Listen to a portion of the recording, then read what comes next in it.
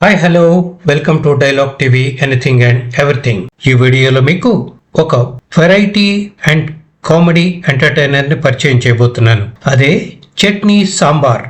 ఈ web series title తోనే audience ని అట్రాక్ట్ చేస్తుంది. డిస్నీ హాట్స్టార్ లో టెలికాస్ట్ అవుతున్న తమిళ నుంచి తెలుగులోకి డబ్ చేయబడిన ఈ 6 ఎపిసోడ్స్ సిరీస్ నిజంగా ఈ మధ్యకాలంలో వచ్చిన విందు భోజనం లాంటిదే అని చెప్పాలి.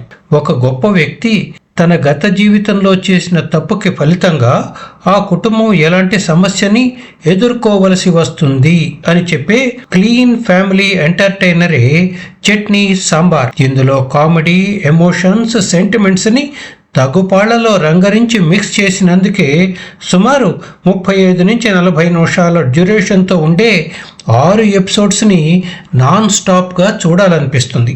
ఈ సిరీస్కి మెయిన్ లీడ్ అయిన యోగిబాబు క్యారెక్టర్ అద్భుతంగా పండింది. కమెడియన్గా అటు సినిమాల్లోనే కాక ఇలాంటి సిరీస్తో కూడా హాస్య నటుడిగా యోగిబాబు దూసుకుపోగలడు అని ఈ ఆరంగేట్రంతో రుజువైంది. ఫీల్ గుడ్ చిత్రాలతో పేరు తెచ్చుకున్న రాధామోహన్ డైరెక్షన్ లో వచ్చిన ఈ చట్నీ సాంబార్లో కాయల్ తమిళ సినిమా ఫేమ్ చంద్రన్, సీనియర్ నటుడు నిళల్గల్ రవి ముఖ్యమైన పాత్రలను పోషించారు. ఇక ఈ చట్నీ సాంబార్ కథలోకి వస్తే, ఊటీలో అముదా హోటల్ ప్రొపరేటర్ రత్నస్వామికి ఆ ఏరియాలో చాలా గొప్ప పేరుంది. ఆ గొప్ప పేరుకి కారణం ఆ హోటల్లో తయారు చేసే గుమగుమలాడే సాంబార్. ఒకసారి బిగ్ బి అమితాబ్ బచ్చన్ కూడా షూటింగ్ కి వచ్చినప్పుడు ఊటీలో ఆ హోటల్లోకి వచ్చి ఇడ్లీ సాంబార్ తిని ఎంతగానో గొప్పగా మెచ్చుకున్నాడని ఒక కథనం కూడా ఉందని చెప్తారు. రత్నస్వామి భార్య జయలక్ష్మి, కొడుకు కార్తీక్, కూతురు అముద, అల్లుడు ఇళంగో, చిన్న మనవడు, ఇంకా ఆ ఇంట్లో వంట మనిషిగా ఉన్న అమ్మాయి సోఫీ, ఇదే అతని కుటుంబం. ఊటీలో ఉండే జెన్సీ అనే అమ్మాయిని కార్తీక్ ప్రేమిస్తాడు. పెళ్లికి రెడీ అయిన టైంలో జెన్సీ తండ్రి ఆ పెళ్లికి ఒప్పుకోకపోగా సంబంధం గురించి మాట్లాడటానికి వచ్చిన కార్తీక్ తండ్రి రత్నస్వామిని దారుణంగా తిట్టి పంపిస్తాడు. ఆ బాధతో రత్నస్వామికి గుండెపోటు వస్తుంది. డాక్టర్లు పరీక్షించి క్యాన్సర్ వలన రత్నస్వామి బతకటం కష్టమని చెప్పేస్తారు. ఆ కుటుంబం మొత్తం షాక్ అవుతుంది. తనకి ఆఖరి గడియలు దగ్గర పడ్డాయని అర్థమైన రత్నస్వామి తన కొడుకు కార్తిక్ ని మాత్రమే తన గదిలోకి పిలిచి తన జీవితానికి సంబంధించిన ఒక రహస్యాన్ని చెప్తాడు.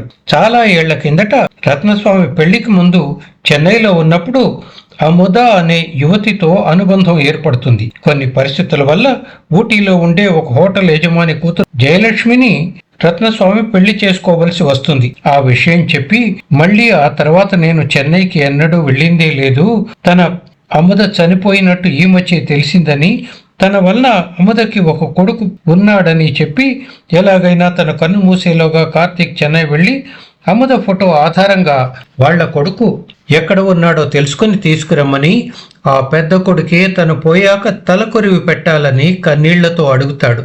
అంతేకాదు అతడిని తమ కుటుంబ సభ్యుడిగా చూడాలని కోరతాడు. కార్తీక్ తండ్రి బాధని అర్థం చేసుకొని ఎలాగైనా తనకి అన్న అయ్యే ఆ వ్యక్తిని తీసుకొస్తానని మాట ఇస్తాడు. కానీ ఆ విషయాన్ని ఇంట్లో తన తల్లికి సోదరికి చెప్పకుండా కార్తీక్ చెన్నై వెళ్లి అముద ఫోటో ఆధారంగా ఎంతో కష్టపడి ఒక చోట టిఫిన్స్ బండిని నడుపుకునే సచిన్ బాబు, అదే కమెడియన్ యోగి బాబుని కలుస్తాడు. తన ఫలానా అని చెప్పి అన్నయ్య అని పిలిచినా తన తల్లికి అన్యాయం చేసిన రత్నబాబు మీద కోపంతో ఉన్న సచిన్ మండిపడతాడు.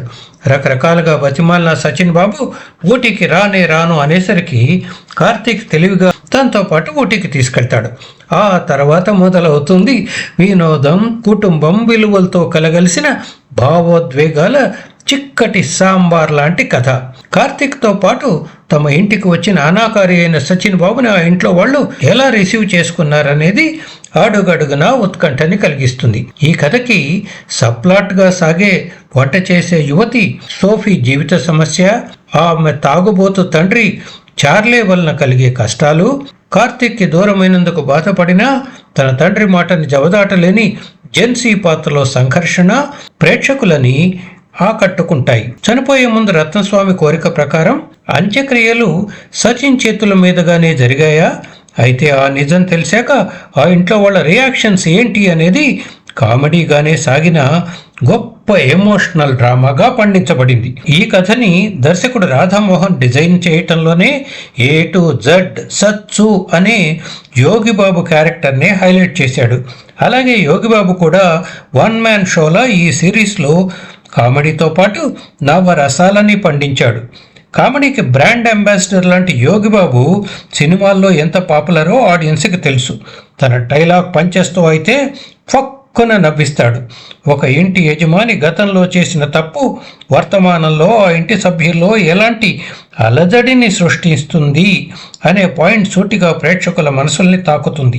ఏంటి, రోజు ఓటీటీలో సినిమాలు సిరీస్లు వస్తూనే ఉంటాయిగా, ప్రత్యేకంగా ఈ చట్నీ సాంబార్ గురించి అంత ప్రత్యేకంగా చెప్పాలా అని మీరు అనుకోవచ్చు. చెప్పాలి, ఎందుకంటే ఈ మధ్య రక్తపాతం, హింస, జుగుప్స కలిగించే బూతులతో కూడినటువంటి వెబ్ సిరీస్ని చూసి విసిగెత్తిపోయే ప్రేక్షకులకి ఈ చట్నీ సాంబార్ నిజంగానే విభిన్నమైన రుచుల కలయికతో ఒక ఫ్యూజన్ వంటకం లాంటిదే. కాబట్టి తన తల్లి నుంచి యోగిబాబు నేర్చుకున్న రుచికరమైన చట్నీ అమదా హోటల్కి పాపులారిటీని తెచ్చిన రత్నస్వామి తయారు చేసే గుమగుమలాడే సాంబార్లతో సింబాలిక్గా ఈ కథాంశాన్ని జాగ్రత్తగా పరిశీలిస్తే పరిస్థితుల వలన పెళ్లి చేసుకోలేకపోయినా అమదా రత్నస్వామిల ప్రేమ మేడ్ ఫర్ ఈచ్ అదర్ లాంటిది, చట్నీ సాంబార్ కాంబినేషన్ లాంటిదే అని చెప్పటమే ఈ సిరీస్ రచయిత సెంట్రల్ పాయింట్ అని అర్థం చేసుకోవచ్చు. ఈ కథ మొత్తం ఊటీలోనే సాగటంతో అందమైన ఊటీ లొకేషన్స్ ప్రేక్షకుల్ని ఆహ్లాదానికి గురి చేస్తాయి. ప్రసన్న కుమార్ కెమెరా పనితనం గురించి ప్రత్యేకంగా మెచ్చుకోవాలి. అలాగే అజేష్ నేపథ్య సంగీతం కూడా సన్నివేశాల్లో ఎమోషన్స్ ఎలివేట్ చేస్తుంది. ఫైనల్గా ఈ చట్నీ సాంబార్ని గురించి చెప్పాలంటే ఒక్కటే మాట, క్యా డైలాగ్ హై, క్యా యాక్షన్ హై, క్యా సెంటీ ఫీలింగ్స్ హై, క్యా యోగి బాబు కా క్యారెక్టర్ హై, క్యా కమాల్ హై అనే అనాలి.